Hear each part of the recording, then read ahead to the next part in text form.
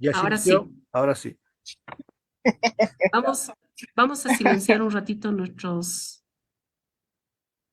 ya. Bueno, les voy a dar la bienvenida al segundo encuentro internacional de narrativa de terror en la 16ª Feria Internacional del Libro de la ciudad de Cochabamba, Bolivia. Esta noche tenemos el gusto de tener en este espacio a Gonzalo Iván Fernández, tenemos a José Luis Flores, Chile, Paul Dark Mego, y bueno, vamos a conducir este programa, esta grabación con Daniel Collazos desde Perú. Mi nombre es Isinia Anse, les doy la bienvenida y vamos a dar inicio a este encuentro.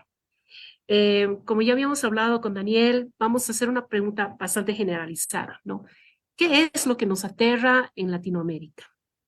¿Cuál es la diferencia que existe con el terror asiático, el terror europeo, el anglosajón? Queremos saber ¿Qué, qué es eso que nos aterra, nos inspira para escribir en Latinoamérica. qué Vamos es a lo que nos empezar. aterra desde el punto de vista justamente latinoamericano? ¿Qué criaturas de repente? ¿Qué lugares? ¿Cuáles son los lugares recurrentes que inspiran más miedo, ¿no? Entonces, ¿por quién podríamos comenzar, Cecilia? No sé si quieres comenzar, José Luis.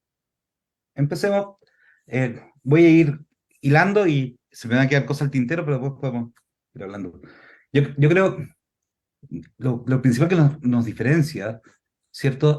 Son los lugares, los lares donde se esconde lo ominoso, ¿no? Varía por país, como decía, en Chile, por ejemplo, el bosque y el desierto en cierta medida también, pero el bosque, los límites de la humanidad, ¿cierto? De la sociedad, ahí yace lo gótico, ¿no? Lo, lo amenazante, lo que amenaza la razón. Eh, la naturaleza, lo chamanístico, si se quiere también, lo espiritual, lo que está al borde de esta zona conquistada, ¿no? Aparece muchas veces, al menos en las historias de terror chilenas, ¿no? Tú puedes ver también mucho cierta criatura mitológica, ¿no? Puedes ver personajes que están al borde de la locura también. La locura también aparece como un factor bien importante. Y está bien relacionado con este movimiento que parece nuevo, pero en verdad es bien antiguo, ¿cierto? Que es el folk horror, ¿cierto? Eh, el folk horror, que es este miedo, ¿cierto? A lo antiguo, a lo atávico, podemos o no podemos regresar a a lo que somos, a lo que fuimos, ¿no? Eh, Varían, hay autores que tratan de escribir como en Estados Unidos, ¿no? O que hacen body horror, y hay muchas cosas y le ponen apellidos, la sociedad misma, ¿cierto? Y sus límites es lo que nos da bien harto miedo, por lo menos aquí en el Cono Sur. Hay una cosa gótica, ¿cierto? Hay una cosa, eh, como digo, que surge, ¿cierto? De estas creencias populares, ¿m? Que no se mueren. ¿M? Eh, los diablos no son grandes demonios, sino son pequeños demonios que infiltran la vida cotidiana, ¿no? ¿Mm? Yo creo que por ahí empieza, pero da para mucho más. Y al comienzo dijiste que nos distingue de otras literaturas, pero también nos emparenta a literaturas que son muy lejanas. ¿M?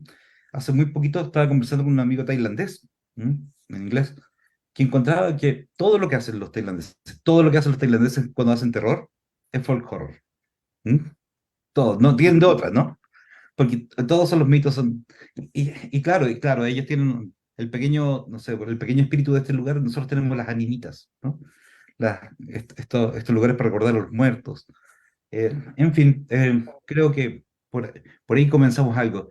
Eso por un lado. Y por otro lado, tenemos la historia de fantasmas, ¿m? Que es otra cosa, que es una cosa más atávica personal. ¿M? Esos son los dos puentes del gran horror latinoamericano que al menos veo yo. ¿M? Excelente. No sé si le gustaría comentar a Gonzalo. Gonzalo, ¿qué nos cuentas tú? Eh, lo que puedo decir, como reafirmar lo que decía José Luis, eh, está muy presente eso del terror en el campo, sobre todo aquí en mi ciudad, cerca de mi ciudad, bueno, en mi región, en la región del Biobío, eh, cerca de Ñuble, por esos sectores todavía se tiene presente mucho los mitos chilenos, el tutué, el chonchón, los brujos. Eh, Hay un programa que está en YouTube que se llama Voz de la Sombra y rescata toda esa historia y todavía está presente eso, todavía está presente. Y incluso acá yo vivo cerca de una animita de una persona que ahogaron cerca de una laguna y que, bueno, le hacen favores, o sea, pueden hacer una ofrenda para que haga favores y se ha ganado una fama, que la, ay, no, ahora no me acuerdo el nombre, pero es conocida en mi ciudad. Entonces está muy presente eso como historia de fantasma. Incluso yo diría que el ambiente favorece mucho eh, al ámbito del terror.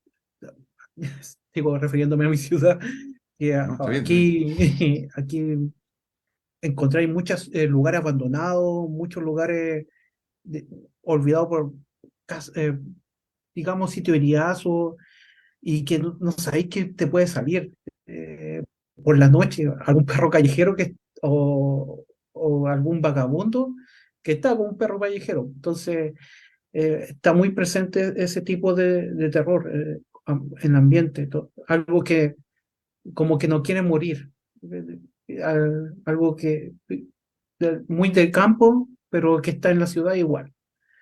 Como, Y ambiente a como del favor. campo y ancestral al mismo tiempo, digamos. Sí, sí, igual está, no sé si actualmente se dice, pero antiguamente está el viejo del saco, que era este personaje que raptaba niños, que después supe que fue una historia verdadera. Había un asesino de niños que originó la historia del viejo del saco. Entonces, entonces está muy presente esas cosas.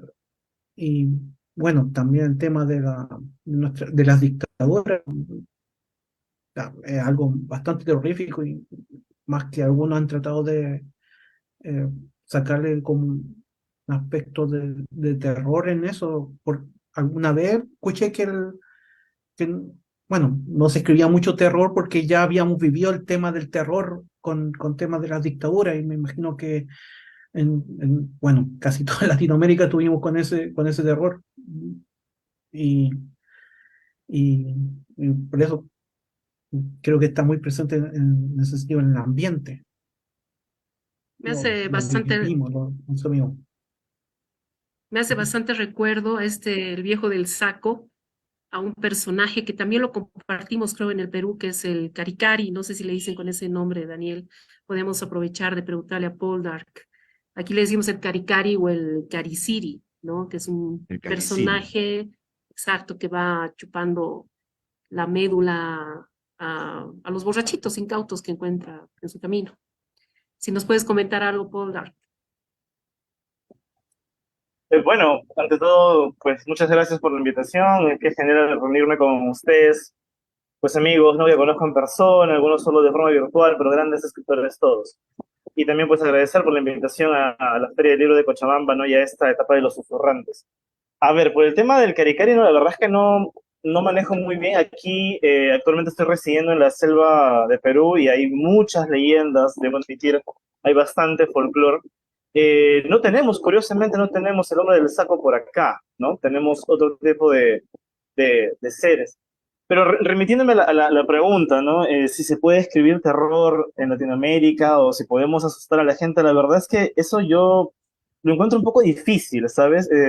Considero que Latinoamérica, ya de por sí vivir en Latinoamérica, es estar bajo un nivel de estrés, un nivel de susceptibilidad, ¿no? A cambios políticos, golpes de Estado, hemos tenido dictaduras, hemos tenido recesiones, la violencia en las calles, no lo sé, considero que al menos eh, asustar a un latinoamericano es una misión un poco difícil, digo yo. Bien, estamos muy acostumbrados a esto. Lo que sí puedo encontrar es fascinante la manera en cómo el mestizaje siempre se sigue dando, ya incluso en la actualidad. No recordemos pues que esta parte del planeta pues fue conquistada y hubo un tema no ahí de las culturas, un sincretismo. en general, y creo que eso aún se sigue dando, ¿no? Porque, solo por poner un simple ejemplo, ¿no? Justamente hablando de las leyendas amazónicas, aquí tenemos un duende, uno de tantos, ¿no? De nombre Chuyachaki, por ejemplo, ¿no? Básicamente, este duende, originariamente, la leyenda original que tú aún puedes encontrar si navegas por los ríos un día, 2 días en trayecto hasta comunidades bastante autóctonas o bastante, a veces pues muy escondidas, puedes encontrar que este ser, por ejemplo, es un ente al cual los nativos le piden permiso para ingresar al bosque y que este ente los proteja, les dé buena casa y los haga regresar a sus hogares intactos, ¿no? Entonces, qué curioso, porque mientras más te vas acercando a la civilización, y lo pongo entre comillas, o a la ciudad, meramente dicho, en donde la extirpación de idolatrías llegó, el Chuyachaki es un ente maligno que roba niños, que te hace perder en el bosque si tú te entras y se transforma en alguien conocido tuyo y bueno, ¿no? Te hace una serie de maldades terribles, ¿no? Entonces ahí te das cuenta, ¿no? Que el terror que hoy por hoy podemos consumir y que en la literatura que se distribuye, al menos en esta ciudad, esas leyendas, las nuevas, vamos a decir así, las mestizas, son el canon, ¿no? Y encontrar la verdadera raíz es necesariamente adentrarse a pueblos mucho más metidos, ¿no? Y lo mismo pasa en la sierra, lo mismo pasa en la sierra, también hay entidades que han sido cambiadas por esta extirpación de idolatrías.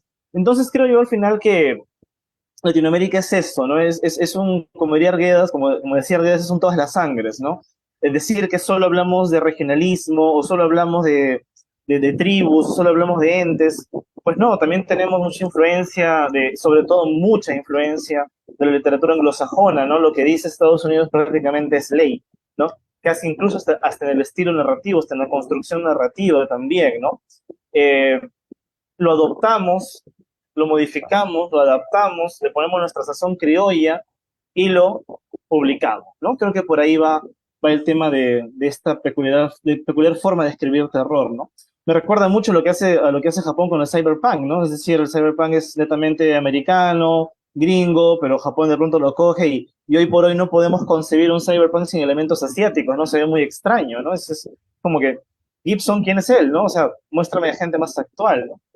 Y lo mismo pasa con lo que hacemos aquí, creo yo, ¿no? Y creo que eso es nuestra fortaleza, ¿no? La capacidad de poder adoptar y adaptar, ¿no? Todo lo que viene de afuera y regresarlo al mundo bajo nuestra propia idiosincrasia, nuestra propia cosmovisión, ¿no?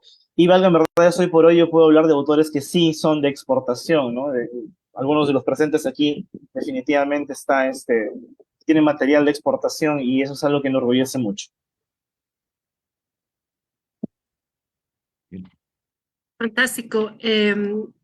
Bueno, hay un tema que también despierta mucha curiosidad y es lo que se escribe dentro del género del terror, de alguna manera refleja nuestra realidad, porque ya hemos llegado a escuchar últimamente decir que, bueno, pues nuestra realidad realmente es el reflejo de todos nuestros temores, ¿no? Últimamente, con lo que hemos vivido en la pandemia, con esos miedos que han despertado la época del confinamiento. No sé si pueden hablar algo al respecto. Vamos a empezar por igual, José Luis. Bueno, quería agarrarme de algo que dijo Poldak, que a los latinos no nos asusta fácil porque ya vimos algo horroroso.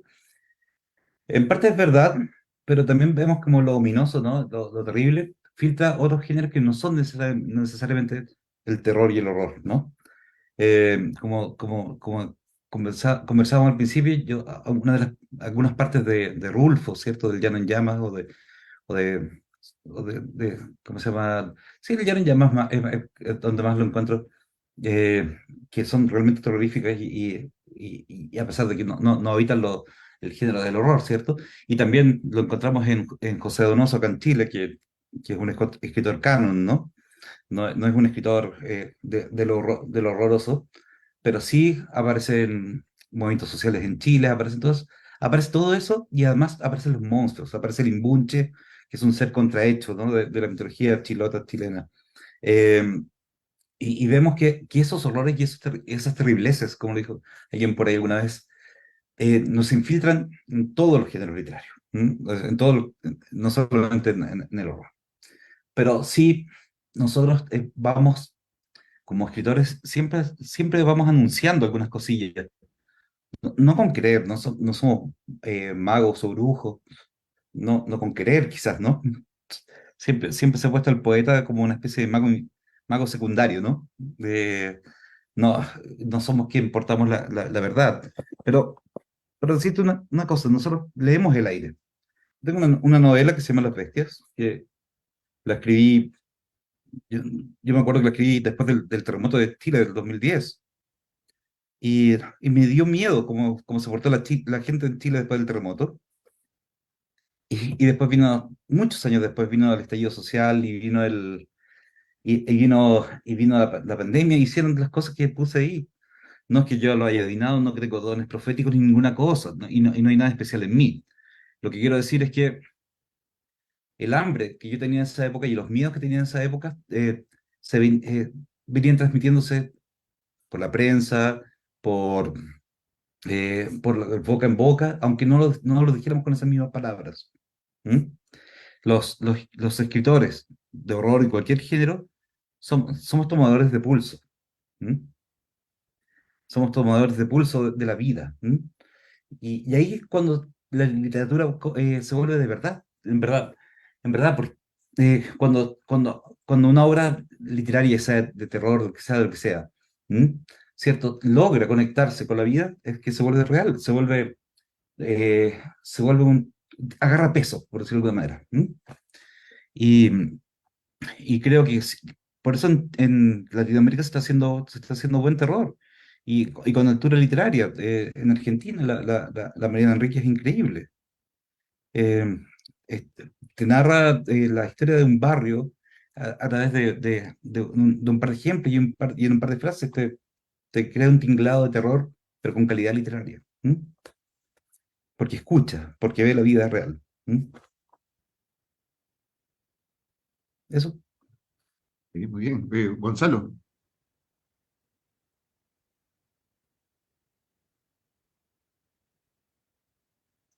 Disculpe, Se me- disculpe, me ha salido No un te mensaje. preocupes.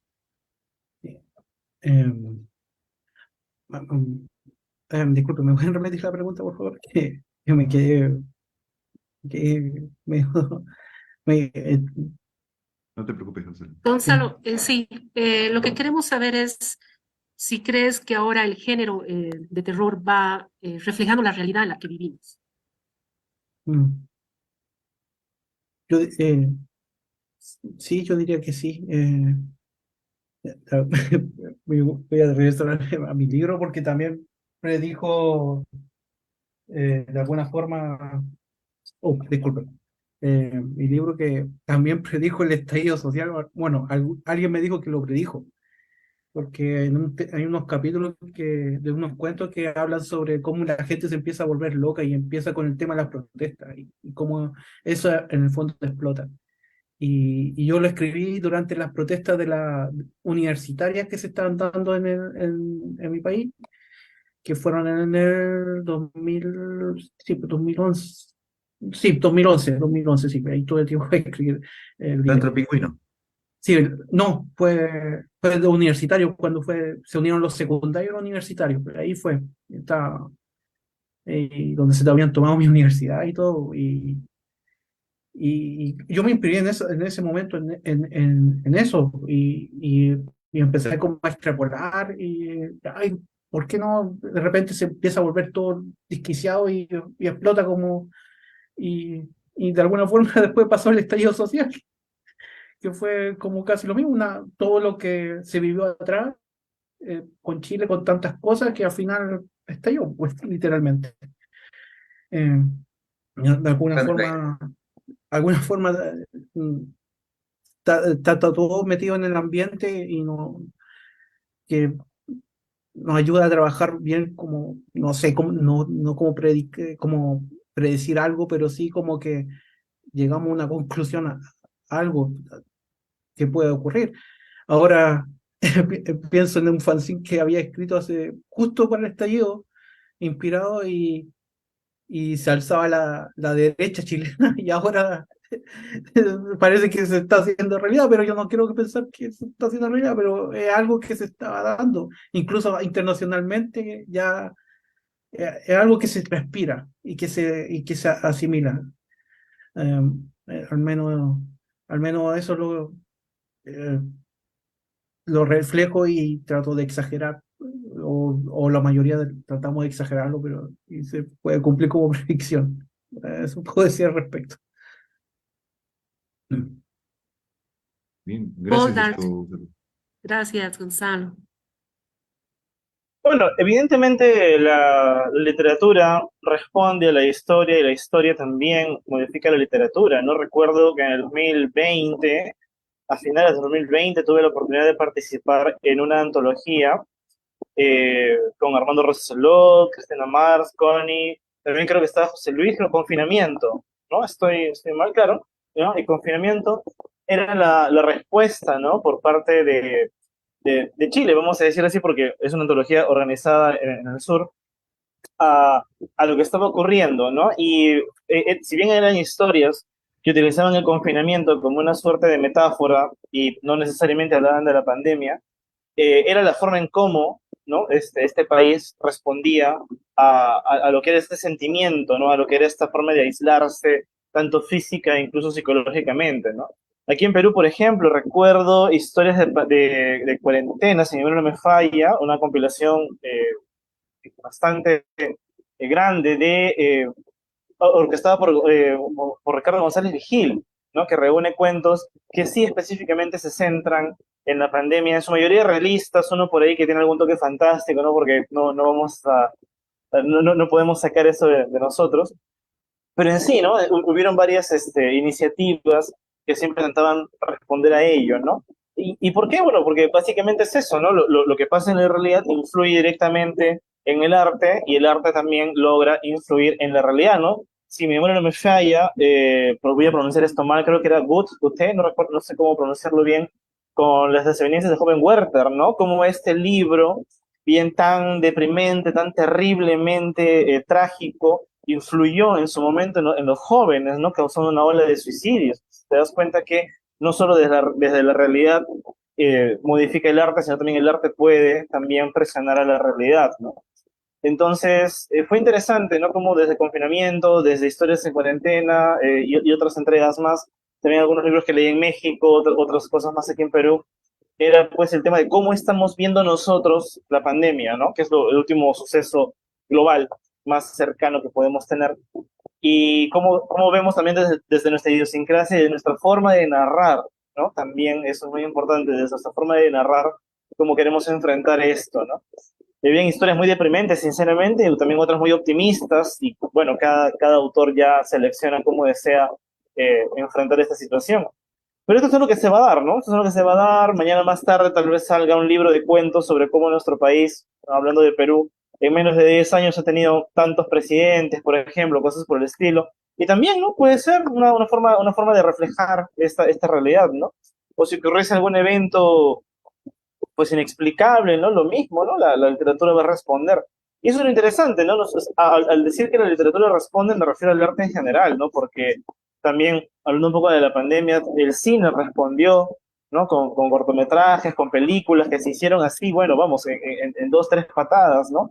Algunas que recién hace poco se van a estrenar por temas de postproducción, etcétera, pero que te das cuenta que han sido directamente influenciadas por la pandemia. Y caso curioso también es como así de rápido que empezó esta situación del COVID, así también respondió el arte, pero así también pasó, ¿no? Porque hoy por hoy ya nadie se atrevería a escribir algo relativo a estos terribles sucesos, ¿no? Porque bueno, ya pasó, es una cosa como que ya estamos en una nueva página y queremos ver las cosas con un optimismo distinto, quiero creer, ¿no? O enfocarnos en los temas que nos abocan a la agenda, ¿no? Es decir, a lo que quedó pendiente debido a este hiatus, ¿no? Así que yo creo que es eso, esa sinergia siempre va a ser constante. Eso es. Muy bien, muchas gracias por sus comentarios, sus ideas, ¿no? Me recojo, aprovecho a recoger lo que comentaba Poldark, ¿no? Sí, precisamente en Perú se hicieron varios libros sobre la cuarentena, ¿no? Precisamente uno llamado Cuarentena de Ediciones Altazor, y otro que se llama Relatos de Pandemia de la editorial Rata Esquizofrénica. También tuve la suerte de participar en el libro de cuarentena de Altazor, ¿no? Yo quisiera comentar ahora una cosita o hacer una pregunta. Si bien decimos, ¿no?, que ahora es más difícil generar miedo, ¿no?, en el lector, ¿qué tan seguros estamos de eso? Porque lo digo como, incluso lo pregunto como autor, ¿no? Hay muchas cosas de las cuales nosotros ya no tememos, porque justamente el oficio nos impulsa a escribir sobre terror. Pero sin embargo, yo detecto, o me parece haber visto o escuchado comentarios de los lectores, que justamente hay un tema de superstición muy fuerte en nuestros países. No es que, digamos, esto lo hemos omitido totalmente. Nos sentimos de repente a salvo en la ciudad, que es toda luminosa, ¿no? Y sobre todo en las grandes, donde todo está siempre en movimiento. Pero la superstición, si tú, digamos, sacas a una persona de la ciudad y la llevas a otro ámbito, los miedos, digamos, ancestrales, como el más simple, que es el temor a la oscuridad, viene a ellos, ¿no? No sé qué opinan a ustedes al respecto. Me gustaría de repente, no sé si podemos cambiar el orden para no presionar tanto a José Luis. De repente comenzamos al revés, comenzamos con Poldark y después sigue Gonzalo y luego José Luis, si les parece. Bien, bueno, creo que la pregunta de Daniel se ajusta perfectamente a mi situación, ¿no? Porque yo vengo de justamente pues de la capital y vengo a mudarme a la capital de la Amazonía, ¿no? Y esta ciudad ha cambiado muchísimo. En los 10 años que no he venido aquí, pues la vegetación ha desaparecido. Ya prácticamente es una ciudad como tal, ¿no? Antes era distinto, ¿no? Sin embargo, pues hay cosas que no cambian y es el hecho de que hay ciertas zonas a las cuales solo puedes llegar por medio fluvial, ¿no? Por medio fluvial. Parte de mi trabajo justamente es visitar estas zonas para atender casos de temas de psicología, violencia, en fin, etc. Entonces, a estas zonas solo podemos llegar durante el día, para empezar por dos motivos. El primero es que en la noche nadie desea transitar por los ríos hacia estas comunidades. Y lo segundo es que no lo quieren hacer, tú dirás, bueno, por razones de la marea, qué sé yo, ¿no? Uno ignorante, no citadino. Y no, lo hacen justamente por temas supersticiosos, ¿no? Que a ciertas horas el río, pues, ya como que pide cierto peaje, ¿no? Por cruzar, y si no lo pagas, pues pueden suceder cosas. Bueno, en fin. Pero una vez en estas comunidades es interesante ver a qué le temen realmente, ¿no? ¿A qué le temen? Por ejemplo, hace un mes atrás estuve en una comunidad de solo 30 familias, ¿bien? Y era curioso porque la gente dejaba sus móviles en la ventana, se tenían su ropa, la colgaban donde fuese, en fin, ¿no? Y tú decías, bueno, o sea, obviamente esto en la ciudad de esos celulares inmediatamente lo roban, ¿no? No va a estar ahí ni 5 minutos, ni un parpadeo. U otras cosas de valor, ¿no? Y la gente no se preocupaba por eso, nadie se robaba celulares, nadie se robaba ropa, zapatillas, nadie se robaba nada de eso, ¿no? Pero siempre decían, ten cuidado con tus gallinas, porque sí, se robaban las gallinas entre los vecinos, ¿no? Eso, porque ese era el bien, ¿no? Ese era el bien, ese era el valor de la comunidad. Y lo que contrasté ahí fue, por ejemplo, el tema de la estigmatización de la psicología, ¿no? Efectivamente no fuimos recibidos con la algarabía que uno podría esperar como representantes del Ministerio de Salud. No, todo lo contrario, nos vieron con mucho escepticismo, porque pensaban que nosotros íbamos a tratar de extirpar tal vez o de ir en contra de sus creencias, ¿no? Que hay mucha mitología, temas con la luna, temas con hierbas, temas con ciertos rezos, ciertos ritos que tienen que hacer, que obviamente desde el punto de vista científico o desde la disciplina psicológica, pues no van, ¿no? Y por el contrario podrían agravar ciertas situaciones, como si es evidente que hay ciertos brebajes que no van a curar una esquizofrenia, que no van a poder combatir con una psicosis, pero esas personas están convencidas que sí. Y cuando nosotros llegamos y les dijimos, no, mira, es mejor una sertralina, una alprazolam, que sí, etcétera, pues no fuimos bien recibidos y por el contrario casi fuimos expulsados. Y nos sometimos mucho a eso, ¿no? Y yo te estoy hablando de 3, 4 días hacia la frontera, estoy hablando de unas 2 horas nada más en bote por río, es decir, relativamente cerca, ¿no? Entonces, pasa eso, ¿no? Pasa que descubres nuevos miedos, descubres el miedo a cómo llegar a estas personas intentando calar tu mensaje. Nos advirtieron, por ejemplo, en su momento que las comunidades aledañas a donde habíamos llegado no íbamos a poder ir porque si entrábamos ahí probablemente nos iban a hacer daño físico, ¿no? O sea, un daño real. Y ahí descubrí ese miedo de que tal vez sea, por más discurso que uno tenga, por más preparación que uno tenga, especialidad, lo que quieras, pues hay un choque cultural que no vas a poder pasar, ¿no? O al menos no prontamente o rápidamente. Ahora, pasándonos a la ciudad misma está bastante, es muy cosmopolita, ¿no? Entonces ya hablar de los miedos típicos como el susurro del tunche, brevemente es un alma en pena, ¿no? Si lo escuchas silbar e imitas el sonido, supuestamente estás invitando a esta alma a que te toque, ¿no? Y te haga un daño, una suerte de escalofrío, una suerte de toque de la muerte, ¿no? Pero eso te estoy hablando de hace 20 años atrás. Hoy por hoy ya casi nadie habla de eso, ya es como una leyenda para los pueblos internos en la selva. Entonces, da un poco de pena, ¿no? Cómo se va perdiendo, cómo se va desapareciendo. Pero un miedo que yo sí descubrí aquí es el miedo a los animales. Así es, descubrí el miedo a los animales. Porque estás en la ciudad y cuando la tormenta es muy fuerte, bien, entran a la casa arañas del tamaño de mi mano o serpientes, bien, que no necesariamente son venenosas, pero a veces pueden serlo, y entran como si nada, ¿no? Porque están buscando refugio de la tormenta, ¿no? Entonces tú estás ahí en tu casa, resguardado de la lluvia, sales tal vez por algo a la cocina, ¿no? Y te encuentras medio zoológico en el patio, ¿no? Y es muy gracioso porque las primeras veces yo me asustaba mucho, le decía, oh, mira, ¿qué está pasando? Y se ve a mi esposa y dice, ah, y los espantaba con un abanico, ¿no? Fuera acá, ¿no? Porque ella es de acá, pues, ¿no? Y ahí te das cuenta, pues, claro, o sea, citadino, yo tenía que ser citadino y esto, pues, me ha chocado, ¿no? Pero vamos más o menos por ahí, ¿no? Yo creo que es el tema de que todo ambiente nuevo es el miedo a lo desconocido, vamos, lo que mismo decía el Oscar, ¿no? El miedo a lo desconocido. Vas a un sitio nuevo y por más que parezca común, algo te va a generar un cambio, ¿no? Y cómo te adaptas es el tema. Ujú. José Luis, ahora entramos contigo. La misma pregunta. Sí. Eh, Mira, voy a volver un poquito al horror mismo. Creo que por mucho tiempo el horror, desde los años 60, ¿no? Se escribió, se escribió con una mirada bien postmodernista. ¿M?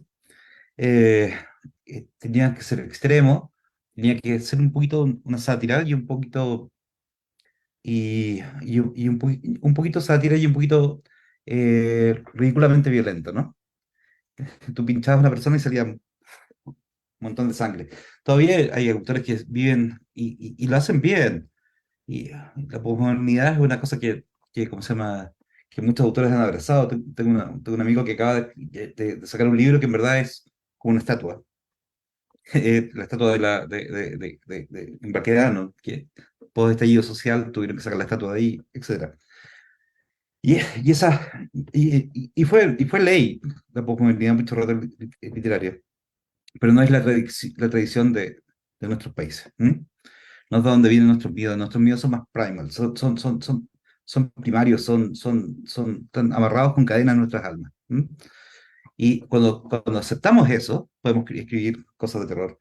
A veces desde lo mitológico, como decía Paul Dark, desde lo nuevo, otras veces, otras veces apelando a nuestro propio miedo a la muerte, ¿m? Y de ahí empezamos a asustar. ¿M? Eh, lo que nos da miedo cambia por región, como les decía.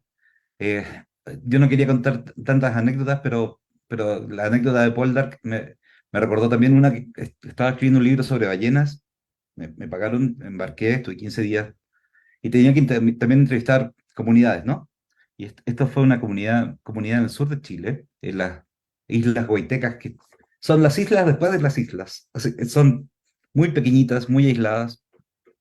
Y la gente hablaba, por ejemplo, de ovnis en el volcán, ¿no? De luces que veían en el volcán, pero tenían que hablar bajito porque algunas personas tenían tratos con esa gente y les iba bien en los negocios. ¿M?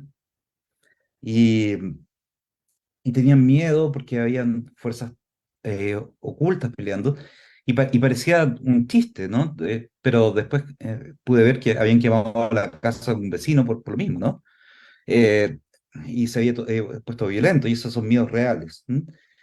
Esos miedos que tienen que ver con lo desconocido, ¿cierto? Por supuesto, pero también tienen que ver con mezquindades, con configuraciones de nuestra alma, ¿no? Siguen dando miedo. ¿M? Y nos van a dar miedo por mucho rato más. ¿M? Somos niños también, ¿cierto? En cierta forma, la modernidad nos vuelve niños, súper cómodos. Entonces, también apelar a esos miedos de infancia también es un recurso válido literario, y, y cierto que la infancia está muy conectada con los cuentos de hadas, ¿no? ¿Mm?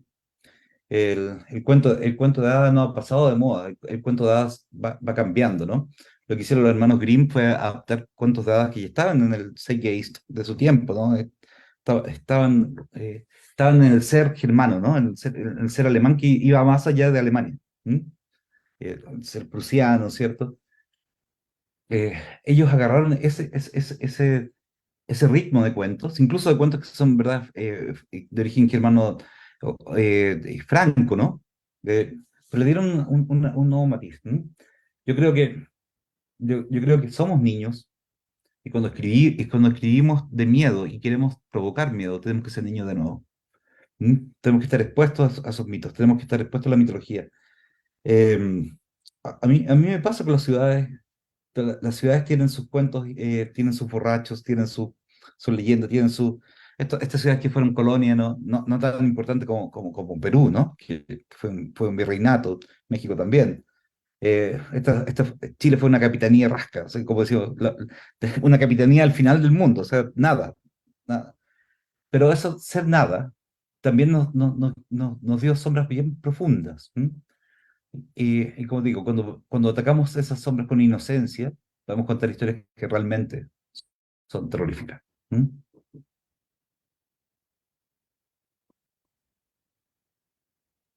Muchas gracias, José Gonzalo, Luis. Genial. gracias, José Luis. Gonzalo, Bueno, rescatando, me quedé pensando lo que han dicho Daniel, José Luis y Polda, y la verdad el cambio siempre ha sido un factor recurrente en todo esto. Eh, Cuando hablaban, estaba recordando todo lo que está pasando actualmente con la surgimiento de la extrema derecha y cómo surge por los cambios. Son miedos de que, de que su forma de vivir sea cambiada drásticamente. Eh, Aquí entra también la nostalgia y de un pasado que aparentemente es reconfortable para este tipo de gente, o que cree que es eh, ¿cómo decirlo? El ideal, y, y después vienen estos cambios tan bruscos como el estallido social, que varias gente no entendía por qué sucedió, como que, ¿qué pasó? Estábamos bien, decíamos, éramos potencia, al menos en Chile, decían que éramos como casi como una potencia, casi Europa, exagero tal vez, pero como que de repente ocurre esto ¿qué está pasando? Y es un cambio y refleja un miedo que, que no- a su status quo, por decirlo así, a su burbuja. Entonces, es recurrente y podemos trabajar con eso. Eh, Más que nada todavía está en el tema de las conspiraciones y refleja un poco ese miedo al descontrol. Eh, que no, el surgimiento de esta extrema derecha ha hecho surgir teorías conspirativas. El famoso, ¿cuándo se llama? El tema de la ONU, el tema de esto de Plan 2023, creo que era, el gran reemplazo que alguna vez escuché. Entonces, eh, todavía sigue ese tema primordial del miedo a lo desconocido, y que a la vez el cambio mismo de esta gente. Entonces se puede seguir trabajando en eso. En fin. No sé si quedó Pero- claro. Gracias. Sí, sí, súper interesante además. Que tienes como, me da la impresión, Gonzalo, que tienes como una perspectiva que para mí al menos es bastante fresca, que es el tema del terror desde el lado político. Eso me parece, es un tema que yo no había contemplado, me ha gustado mucho eso. Me lo voy a No sé, llevar además. yo trato, A mí me trato recuerda de no mucho meterme a mucho en política, los pero expedientes surgió ahí X. la idea. Exacto, exacto. Tipo O expediente sea, X también, ¿no? Claro, igual me genial. decía, igual como soy medio informático, estoy metido en Twitter, en Facebook, de repente me salen estas cosas y a veces como también te afectan igual. Yo creo que Hubo dimos un con tiempo que me formas de hablar afectaba y interesantes. después ya como, igual da miedo un poco el tema del lanzamiento. Bueno, oye, yo creo que diste una forma de terror interesante en lo que estabas diciendo, que, a ver, nosotros construimos realidades, ¿no? Y cuando ahí ves quién conserva, quién busca el cambio, quién quiere conservar, eh, nosotros construimos realidades, ¿cierto? Y el miedo a que se nos expongan esas realidades como lo que son, ¿no? Construcciones nomás. Ujú. ¿Mm? Ahí tienes un terror profundo. Un terror profundo, que es a veces ridículo para el que está fuera de esa realidad. ¿Mm? Pero, de hecho, si tú ves a los que son, entre comillas, conservadores, hay especies distintas entre ellos que ni siquiera conversarían, ¿no? Está, no sé, los supermachos, el tipo que tiene mucho dinero, en fin, y estoy haciendo caricaturas. ¿Mm? Pero lo que sí es interesante, ontológicamente, es que hay una forma de escribir terror que es válida, que es mostrar cómo a alguien se le desmorona lo que construye como realidad. ¿Mm? Eso. ¿Mm? Me acordé, ahora que lo mencionaste, me acordé del cuento de Navidad de Dickens, que en alguna vez en estos videos que hablaban sobre, no, bueno, no tan del cuento, pero sí que exploraba de que la idea de Dickens era que exponer a los ricos los problemas de los pobres. ¿Y cómo lo hacían? Como tratar de empatizar con los pobres, era tratar de sacarlos de ese mundo a partir de estos tres fantasmas, de mostrarles cómo vivieron, cómo vivió el protagonista, cómo viven sus trabajadores, para que se den cuenta de la realidad que viven po, y la que vivirán en el futuro. Entonces, ¿cómo va a decir, oye, vivimos, ¿qué estamos haciendo? O sea, esa es como la idea de Dickens, si no me recuerdo. Y ya el cuento de Navidad, ya tenemos bastantes versiones como para no saber Algunas, de... mucho. Sí, queridos amigos, lastimosamente el tiempo sí se nos ha ido entre los dedos. Nosotros vamos a crear más espacios para que podamos continuar escuchando acerca de su trabajo, de lo que vienen realizando hasta la fecha. Tenemos mucho interés de dar a conocer. Y lastimosamente tenemos que cortar esta grabación, pero darles una vez más, agradecerles por participar de este segundo encuentro internacional de narrativa de terror. Vamos a estar editando el libro, lo vamos a colocar después del encuentro en las páginas de la Cámara y ya lo van a poder ver.